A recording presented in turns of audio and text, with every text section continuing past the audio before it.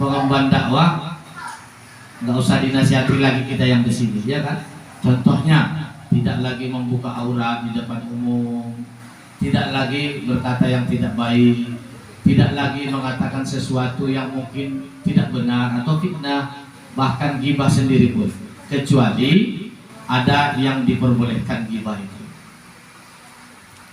Contohnya dia payah bayar utang, terus kita kasih tahu sama Bu Epi, Bu itu jangan dikasih utang, kayaknya payah bayar dia, boleh ya. Sama Bu Rida boleh, sama ketua, sama saya, Ustaz Jah itu kayaknya payah bayar utang, tolong jangan kasih pinjaman biar nggak banyak korban, biar jangan banyak korban, dan kita tidak menjadikan dia mental korban. Jangan jadikan saudara kita itu tempat apa namanya ya, hasil daripada penelitian yang salah orang-orang kapitalis dan sekulerisme, uang di atas segala-galanya. Ini yang tidak mungkin. Jangan jadikan mereka sebagai orang yang tidak berdaya.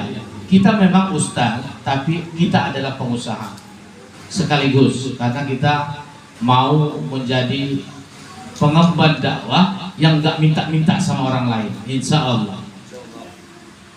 Dalam kesempatan yang berbahagia ini, izinkan kami menyampaikan mungkin dari kalau kemarin politis, ya kan, sekarang saya mau berpindah ke tentang masalah ibadah lagi, tentang masalah air.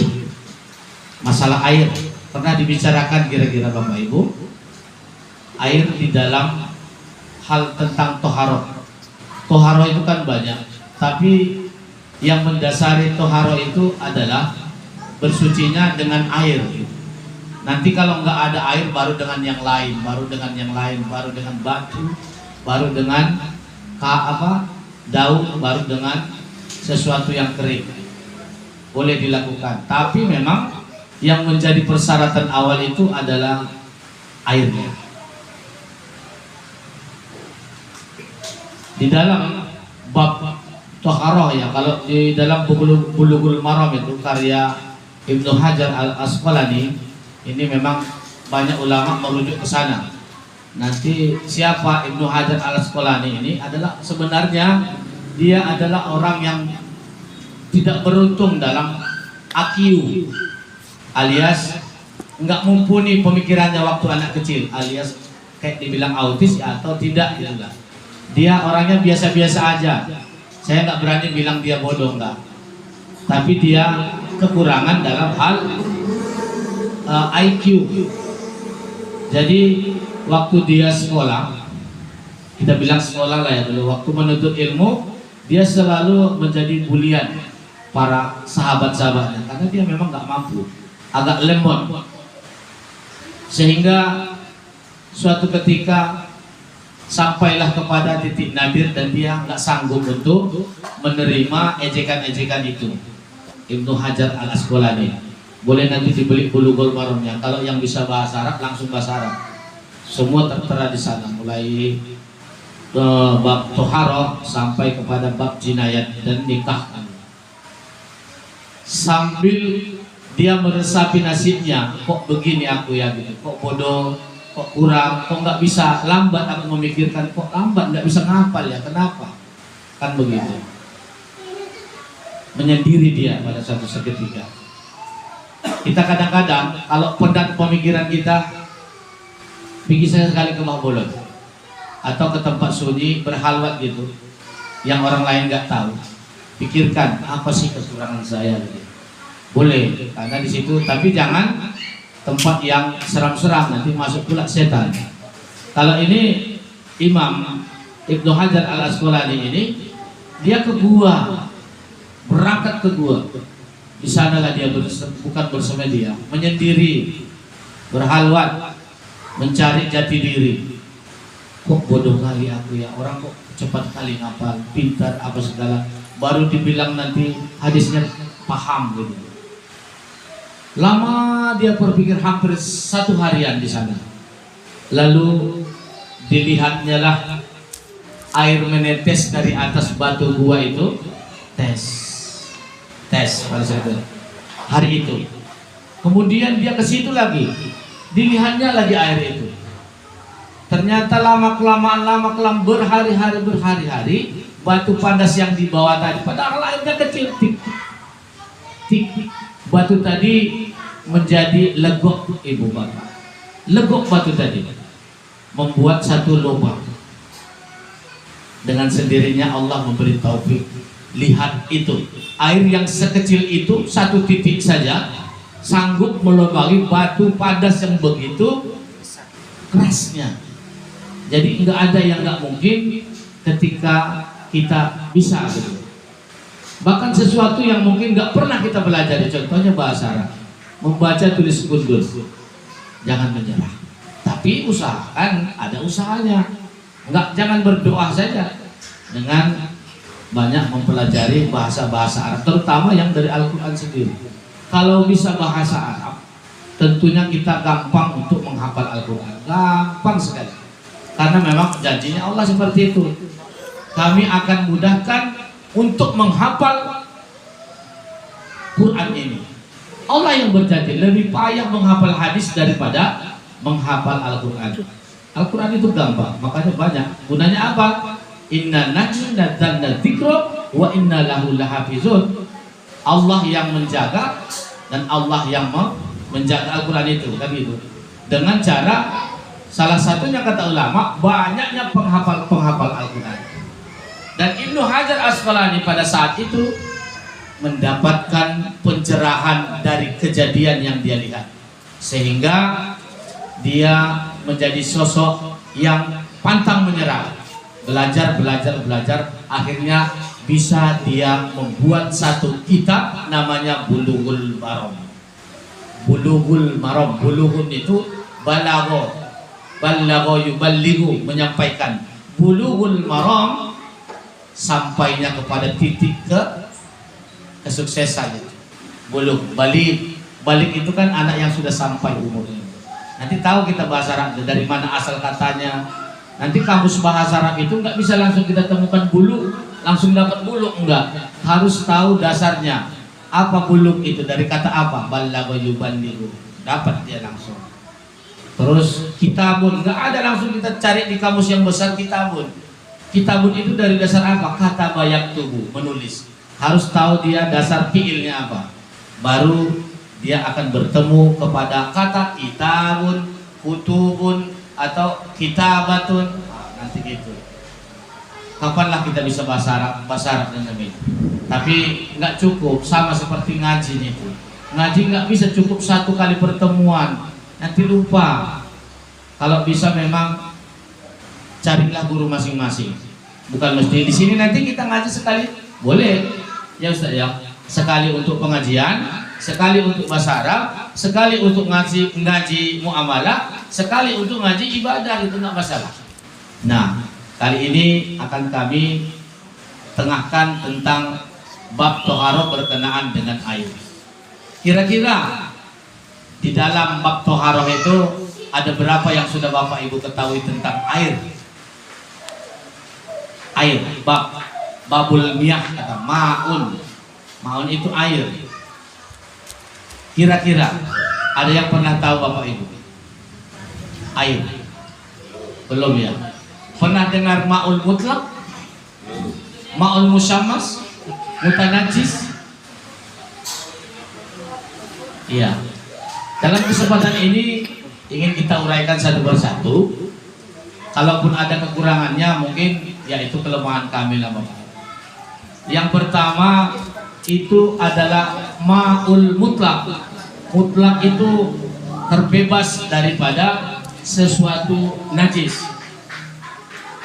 Ya, dia adalah tohirun binafsi wa tohirun li ghairi. Dia suci lagi mensucikan. Itulah namanya air mutlak di dalam ilmu fikih. Ma'ul mutlak, suci lagi mensucikan. Contohnya apa itu? Air hujan, air bah bolon sungai, air salju bisa. Kemudian ada itu 7 air embun bisa, mata air bisa. Yang penting ketika air itu suci mensucikan, maka dia sah dipakai untuk segala hal dalam bersuci, baik itu istinja, baik itu untuk wudhu, baik itu untuk mandi, bahkan sampai kepada mandi janabah. Tapi ada air hujan yang dia mungkin tidak sampai kepada banyaknya air hujan itu, dia tidak masuk kategori menjadi air yang mutlak. Contohnya air yang ada di dalam bejana, tapi dia sedikit, tidak sampai kepada 2 kullah. 2 kullah itu lebih kurang 400 liter, 2 drum. Kalau drum itu ukurannya 200 liter saja. 2 kullah namanya kalau dalam ilmu fikih. Jadi itu cuma Ustaz. Nah itu lain lagi. Walaupun dia air hujan, walaupun dia air apa namanya, air pump, tapi dia air pump yang mengalir boleh. Tapi kalau dia dikumpulkan namun sedikit, dia tidak bisa untuk digunakan beberapa hal mencuci. Tapi tidak semua yang mencucikan. Untuk istinja boleh, tapi untuk mandi nggak boleh, apalagi mandi janabah. Untuk berwudu nanti nggak boleh kalau nggak sampai 2 kullah. Itulah kesepakatan para ijma ulama. Kalau yang mutlak ini udah pastilah, udah tahu lah semuanya ya Bu ya. Udah pasti tahu. Itu namanya ma'ul mutlak, air suci lagi mensucikan. Itu yang pertama. Yang kemudian air musammas. Musammas ini dari kata samsun. Musammas itu samsun, air yang tergenang dan disinari oleh matahari. Pernah nggak kita jumpai? Makanya airnya panas. Air kolam yang sedikit tidak mengalir, kemudian berlumut kena cahaya matahari, itu namanya musammas. Musammas itu dia memang bisa saja suci, tapi tidak bisa mensucikan. Kita lihat, tapi dia masuk kategori makruh karena sudah tersinari oleh cahaya matahari panas. Itu biasanya kalau air yang mengalir, ada air yang masuk kemudian keluar, boleh mengalir, boleh. Itu bukan musammas, enggak terjemur namanya, air yang terjemur. Ada di dalam bak, nanti bak itu terbuka terus langsung dengan matahari, nggak ada hujan, itu nggak boleh kita pakai untuk berwudu, nggak boleh kita pakai untuk mandi janabah. Tapi kalau mau minum silahkan. Aku rasa nggak boleh juga. Karena apa? Mungkin karena kita geli ya, nggak, jadi nggak boleh. Di dalam Islam itu bukan halalan saja, tapi halalan thayyiban. Halal lagi thayyib, makanya jadi baik. Kemudian ada namanya, itu 2 ya. Yang ketiga ma'ul mutanajis. Mutanajis itu asal katanya najis Bapak Ibu. Kalau fiilnya najasa yunajisu, nun jim sin, nun jim sa, najasa. Akhirnya masuk ismul masdar mutanajis. Ma'ul mutanajis, air yang bercampur dengan najis. Dulu saya pernah menyampaikan beberapa waktu yang lampau, kalau air di dalam gelas masuk air cecak, kira-kira mau nggak minumnya? Pasti ibu-ibu nggak mau. Karena apa? Ada kotoran cecak di dalamnya. Kemudian ada air bak masuk tikus di dalamnya, juga kita nggak mau minumnya. Berarti nggak sah untuk digunakan bersuci. Tapi kalau air laut yang itu adalah ma'ul mutlak, mau 1000 bangkai, mau sedunia manusia mati kemudian masuk di dalam laut, karena dia besar, maka dia terkategori ma'ul mutlak. Yang mutanajis itu air yang bercampur dengan najis, maka dia tidak boleh. Maka jangan jadikan hati kita bernajis Bapak Ibu semua. Karena apa? Agar senantiasa hati kita bersih, agar senantiasa aura dari muka kita keluar. Muka itu bukan karena glowing, bukan, tapi karena inner beauty. Benda itu hanyalah 0,0 sekian persen aja, tapi inner beauty yang menjadi patokan. Dasarnya apa? Hati kecil tadi jangan kita masukkan najis ke dalam. agar tidak tercemari oleh najis tadi. Begitu juga air, ketika mutanajis maka dia haram untuk digunakan menjadi semana untuk cebok Ustaz, tidak boleh juga, tergantung.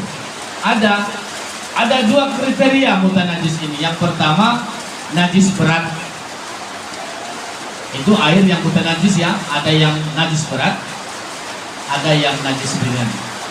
Najis berat itu ketika masuk bangkai, ketika masuk najis, namun dia tidak merubah warna, zatnya, baunya, maka dia tidak bisa digunakan untuk menjadi toharoh, digunakan untuk bertoharoh. Tapi yang kedua, ada air yang mutanajis tapi dia ringan.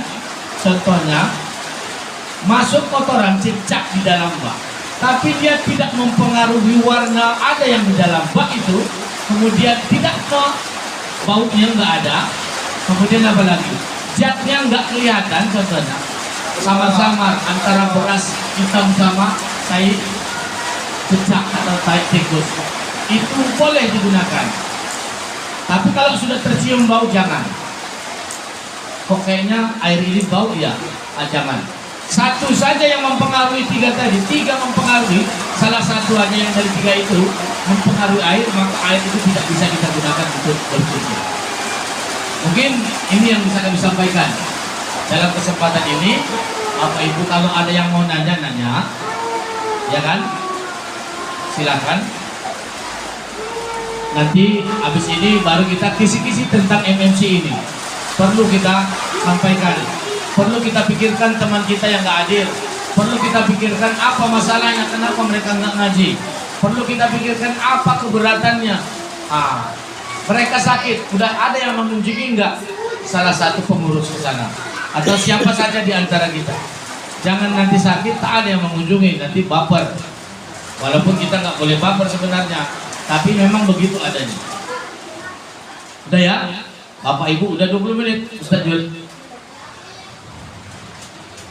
Kurang 3 menit. Kurang 3 menit. Baiklah, untuk tanya jawab 3 menit tentang masalah air. Mantap tuh Ustaz Jul. Akhirnya besok-besok 3 menit. Kesana kemari jadi tadi tahu juga waktu. Luar biasa. Masih ada 2 lagi. Baik. Silakan.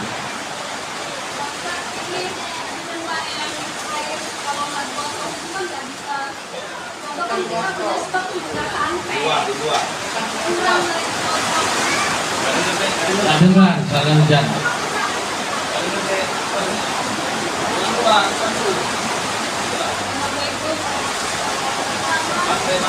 Waalaikumsalam.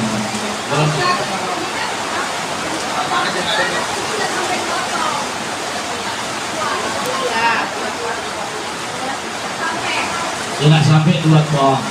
2 pula.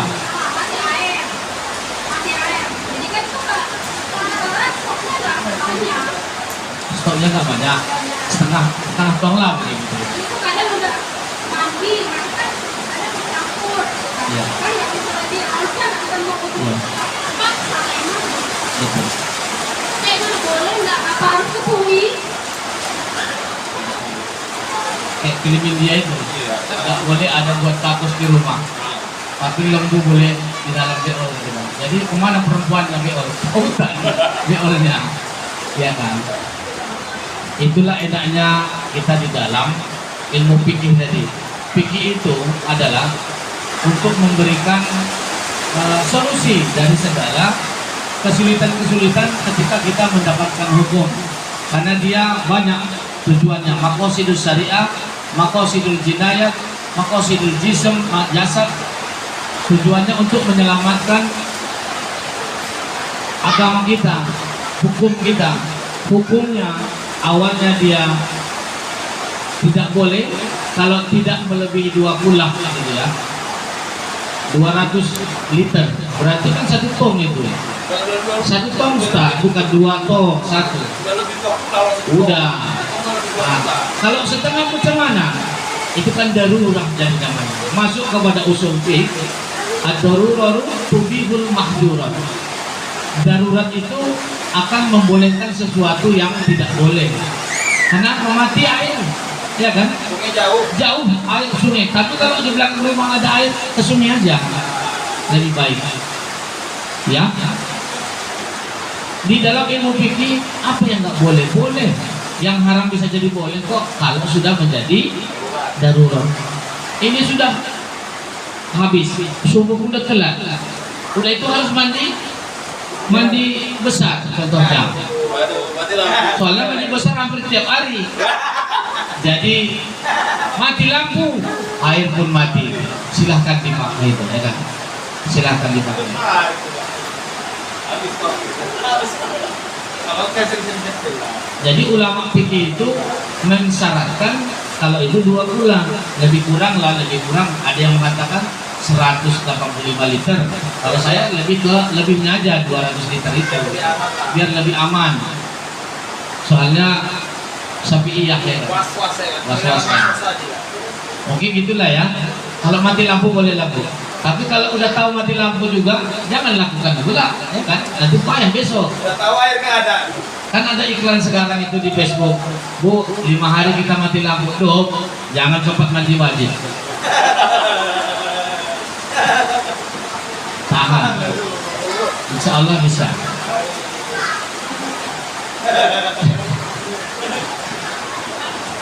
Gorijo itu standar. Iya. 1 menit lagi Bapak aduh ada yang mau nanya. Sungai lah bang, sungai lah. Pagi-pagi nanti sungai lah. Karena gorijo nggak bisa loh. Nanti bahaya. Baru besok kita membahas tentang apa lagi? Nanti kabari aja biar ada persiapan. Ustaz Agi pun harus tampil ini, ya kan? Yang lain juga harus tampil. Nanti kalau sudah ada bukunya kita baru fokus kita sama Sirah Nabawiyah bagus itu. Siapa? Ibu-ibu kan nggak tahu itu apa itu kisahnya Hudaybiyah itu kan nggak tahu kan? Perjanjian Hudaybiyah berapa istrinya Nabi tahu? Siapa? Ada yang bilang 11, ada yang bilang 9. Ada perbedaan. Kenapa? Ada yang di situ hamba sahaya yang dijadikan, ada yang ulama mengatakan dia masuk istrinya, ada yang bilang tidak, karena pada saat itu boleh gitu. Udah halal, udah itu mau diapain halal. Enak memang orang dulu. Silakan, Bu. Kalau ada yang bertanya. Assalamualaikum warahmatullahi wabarakatuh. Waalaikumsalam. 1 menit. Apa hukumnya berwudu di kamar mandi yang kamar mandinya bersatu sama toilet? Cek.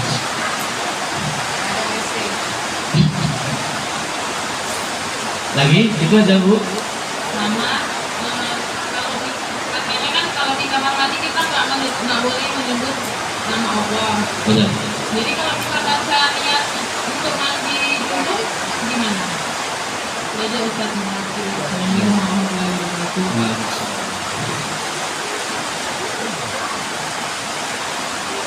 Coba kita menjawab. Ini apa yang telah disampaikan juga para ustadz-ustadz kita sudah sebenarnya berulang kali, seperti Ustadz Abu Somad, Ustadz Adi Hidayat, Syafiq Rinja Basalama dan lain sebagainya. Nanti boleh di searching, tapi lebih apa? Cuma lebih meyakinkan kita ini ketidakbolehannya ketika kita berwudu bersatu dengan toilet contohnya. Ini bukan masalah yang membatalkan wudhu tadi, tidak menjadi persyaratan air, tidak. Dia masuk kepada ranah adab. Sama seperti orang itu harus setiap saat zikir dalam hatinya kepada Allah, betul kan? Tapi kalau di dalam WC boleh nggak berzikir? Boleh, tapi di dalam hati, jangan dilapaskan. Orang yang memakai rantai, itu kan ada obat sekarang, pakai rantai magnet itu ada lafzul jalalah itu Allah Muhammad. Ini pun kalau mau ke dalam WC harus dibuka gitu. Itulah saking hebatnya adab kita kepada Allah Sang Khalik dan Muhammad Rasul kita tadi. Tidak menjadi haram gitu. Cuma hanya adabnya. Tapi abdoliyatnya kita harus beradab loh. Karena kita satu sisi diwajibkan untuk zikir, ingat kepada Allah dalam keadaan macam mana kalau kita mati tidak ingat sama Allah pas pada saat itu di dalam kamar mandi atau WC gitu. Enggak, kasihan lah. Makanya boleh mengingat Allah tapi di dalam hati. Begitu juga lah niatnya sebagai pertanyaan yang kedua tadi. Namun perbedaan niat ini boleh dilakukan di luar kamar mandi, karena para ulama juga berbeda pendapat masalah niat. Niat itu mau gerak aja udah niat gitu. Dari kamar kita mau kamar mandi, mau mandi aja itu udah niat gitu. Dan itu kepada kebanyakan adalah pengikutnya Imam Mazhab Ibnu Hambali. Tapi silakan, sama seperti niat sholat tadi juga. Bacanya, contohnya kita mau masuk kamar mandi, doanya kan ada. Apakah bacanya di dalam? Tidak. Ketika kita mau masuk ke dalam, sebelum masuk ke dalam toilet itu, jangan di dalam toilet bacanya. Atau mau keluar dari kamar mandi, kita kan posisinya di dalam. Setelah keluar dari kamar mandi baru baca doa. Atau di dalam, tapi dalam hati aja. Apalagi seorang hafiz contohnya, takut dia kehilangan hafalannya. Setiap saat dia menghafal gitu kan. Bagaimana caranya? Apa dia menghafal di dalam bilik? Tidak. Salah. Disuruh atau hidupkan talakinya di luar, atau ada yang membacakannya di luar, dia mendengarkan. Hidupkan. Contohnya kalau mendengarkan khutbah, ceramah Abdul Somad, hidupkan di kayak saya di situ kan, di atas meja, kita masuk ke dalam, kita dengar sehingga kita tetap terjaga ingat kita kepada Allah Subhanahu wa taala. Enggak boleh satu detik pun enggak ingat sama Allah. Itu aja titik. Lantas gimana? Tidak boleh kita berwudu yang di dalam itu ada toilet. Tidak beradab. Makanya pisahkan dia. Buat sekat antara toilet dengan kamar mandi. Makanya ibu-ibu, apalagi yang lagi membangun ini Ustaz, ya kan ada teman kita yang lagi bangun, kita kan sering ngadakan cara sisihkanlah ada 2 keran di muka di luar gitu. Yang perempuan di kamar mandi sendiri, pisahkan toiletnya dengan berwuduknya gitu. Insya Allah nanti diberkahi untuk rumahnya. Ya kan?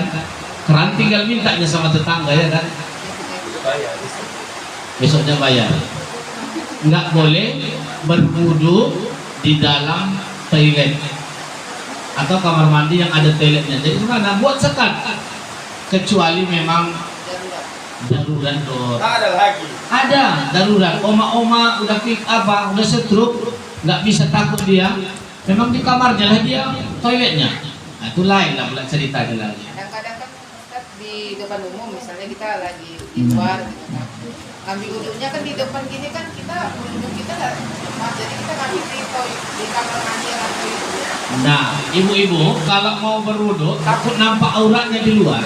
Contohnya di babul jana itu kan ada keran di luar.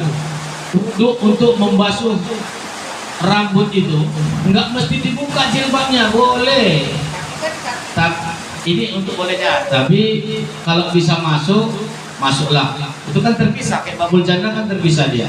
Toilet dengan tempat wudhunya. Kalau bisa, kalau nggak bisa, cuma di luar yang bisa berwudhu. Ini ada 1, 2, 3, boleh untuk rambut.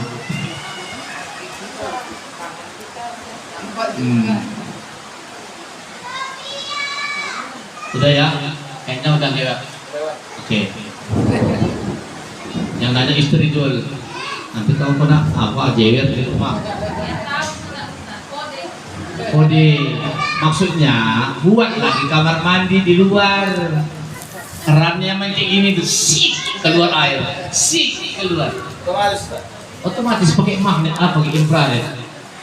Ada sensornya. Murahnya 1.500 satu. Tapi dolar. Murah kayak di ini, Ustaz. Kalau kita mau jalan tol apa namanya itu, rest area, cantik kerannya, murahnya itu. Tapi kita puas, nggak dipegang-pegang, nggak jatuh, gini aja, sik untuk buat keran di luar. Insya Allah. Iya, masa buat rumah gedung bisa keran kecil itu nggak bisa. Aku lihat. Senang lah ya. Udah ya. Berarti itu curhatnya tadi itu. Insya Allah. Baik, mungkin untuk kisi tentang MMC misalnya disampaikan oleh Bapak Korwil kita ya kan. Tapi nggak ada lagi kok. Ayalah Bapak mantan Korwil. Iya kan?